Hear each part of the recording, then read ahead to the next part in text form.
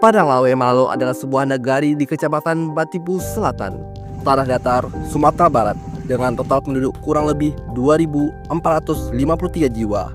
Diindahkan dengan perbukitan ditambah lagi luasnya hamparan Danau Singkara. Konon, katanya Danau Sati, Danau Batua. Hal ini menjadi destinasi wisata alam yang memanjakan mata.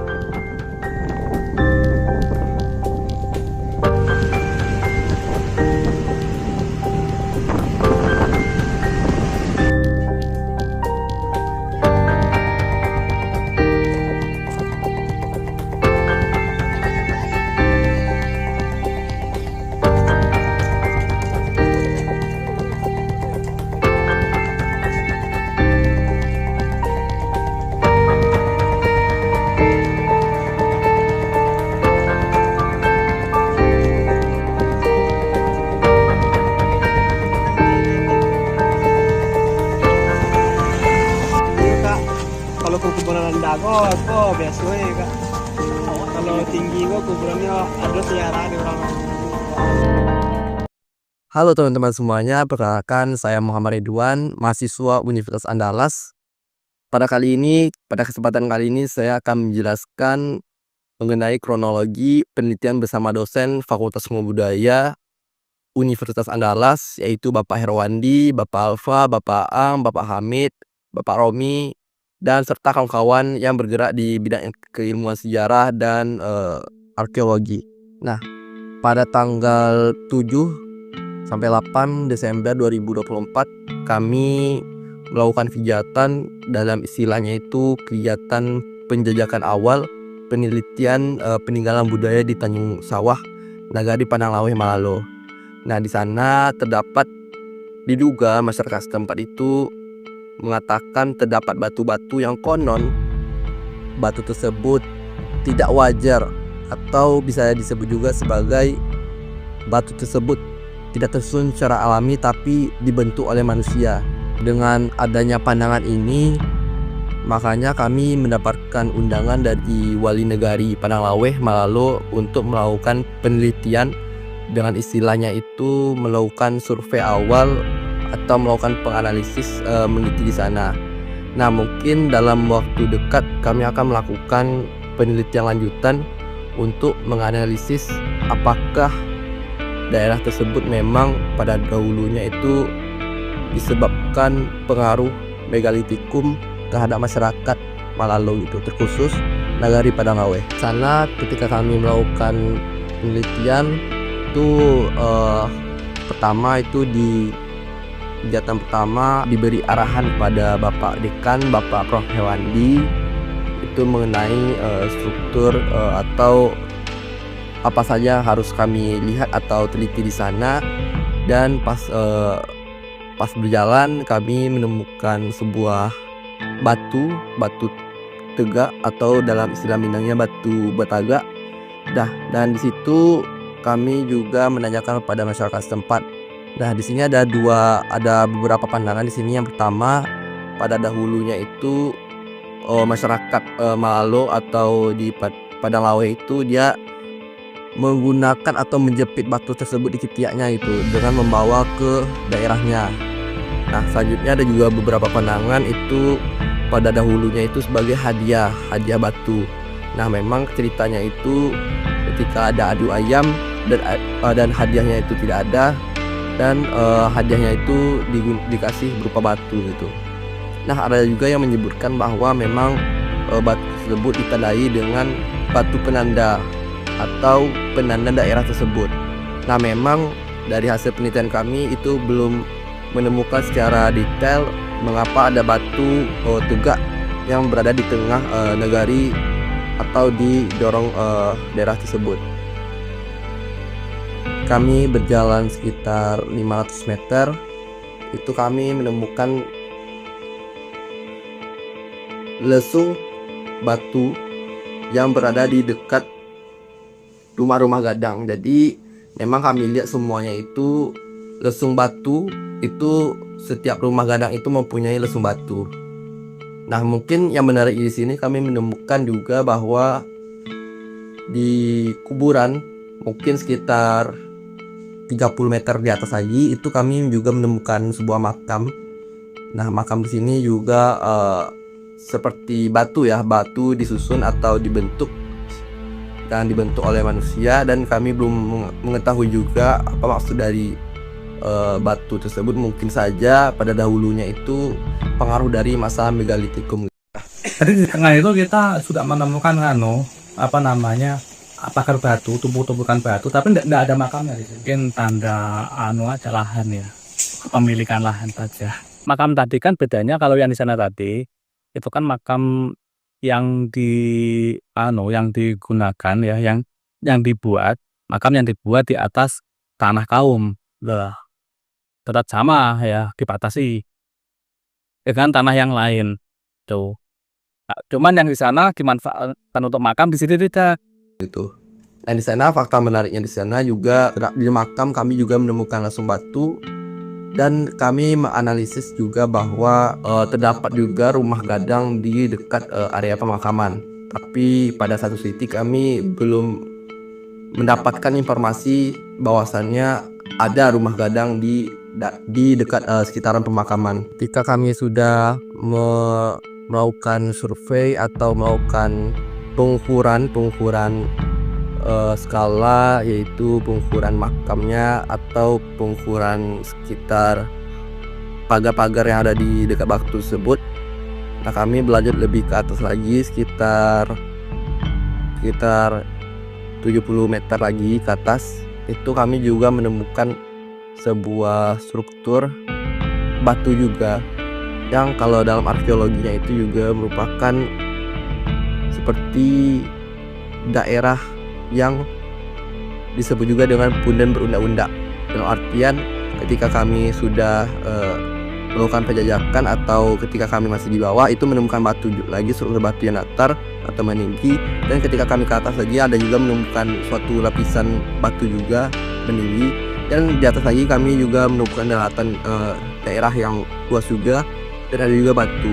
Nah, bisa disimpulkan juga bahwa memang pada masa dahulunya itu ketika memang daerah tersebut dibersihkan semuanya, kalau kita lihat dari jauh itu mungkin saja itu bisa terlihat sebuah punden berundak-undak gitu. Mungkin saja itu juga pengaruh dari masa megalitikum itu sendiri. Mungkin untuk penjelasan kali ini akan dilakukan penelitian lanjutan. Karena memang daerahnya sangat luas juga, tambah lagi sebagai peneliti itu tidak bisa fokusnya itu selalu luas itu, jadi memang harus diperhatikan lagi tentang poin-poin apa yang pengen dibahas atau diteliti lebih lanjut, dan mungkin akan juga membutuhkan waktu yang lebih lama juga. Karena memang kami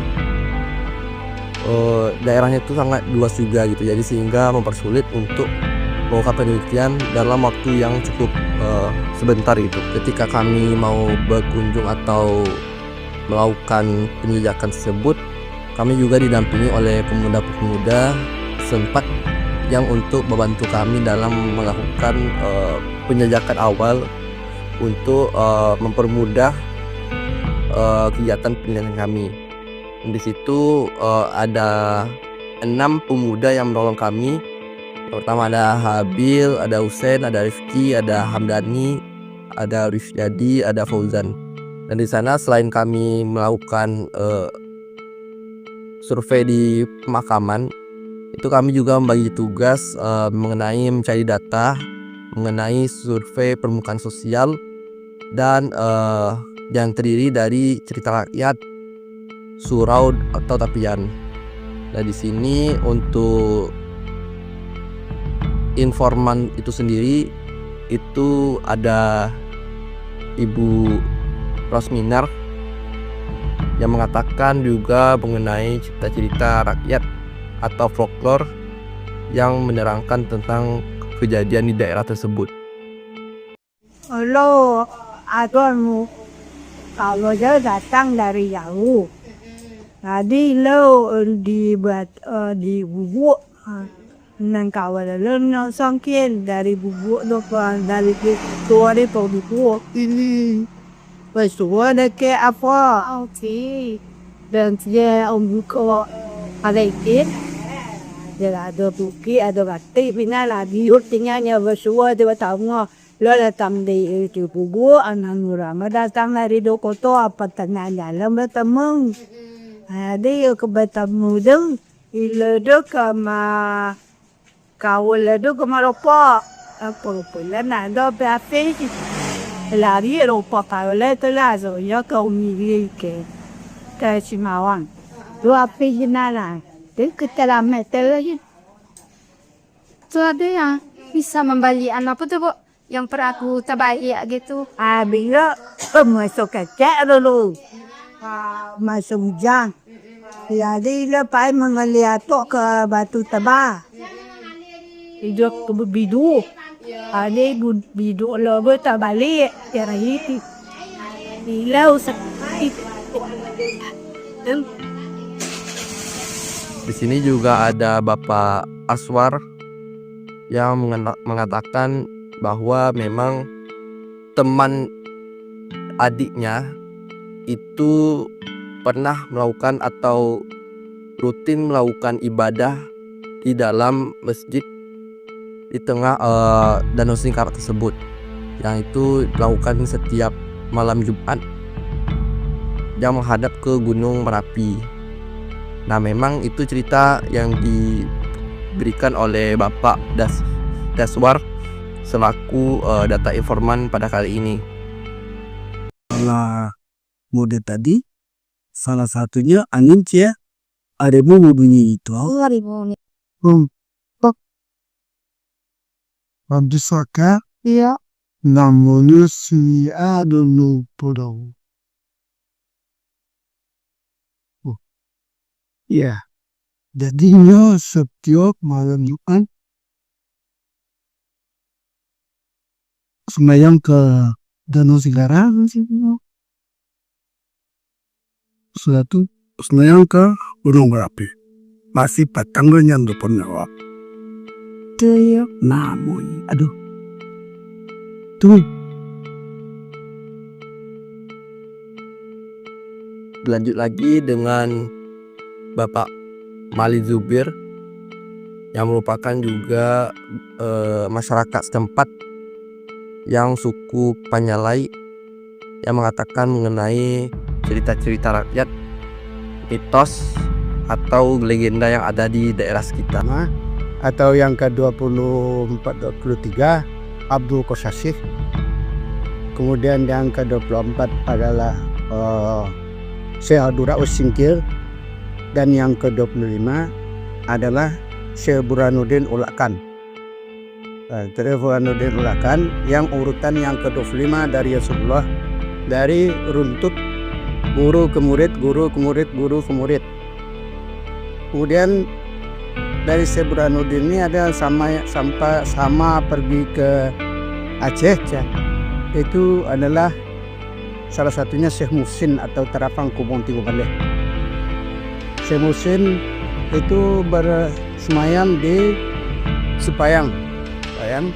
Itu merupakan urutan yang ke-20 sama dekat. Ini sama-sama ke Aceh menuntut ilmu di Syekh Kuala atau yang dari Aceh. Kalau diurut Syekh Supayang atau Syekh Muhsin Supayang itu murid dari Syekh Burhanuddin, itu yang ke-26. Tapi kalau disamakan dengan Syekh Burhanuddin itu yang ke-25 karena dia sama-sama ke Aceh. Tapi dalam runtut kajinya dia dianggap murid dari Syekh Burhanuddin karena waktu dia pulang kampung tidak diterima oleh masyarakat, kemudian balik ke Aceh, kata Syekh Abdurrauf, kembalilah. Kaji sudah diberikan semuanya pada Syekh Burhanuddin, kembalilah. Jadi kembali ke Minangkabau, di Syekh Burhanuddin karena teman tidak dianggap murid, dibuatlah surau 4 buah. Kalau di Ulaan, di Pariaman, dianggap teman bukan murid.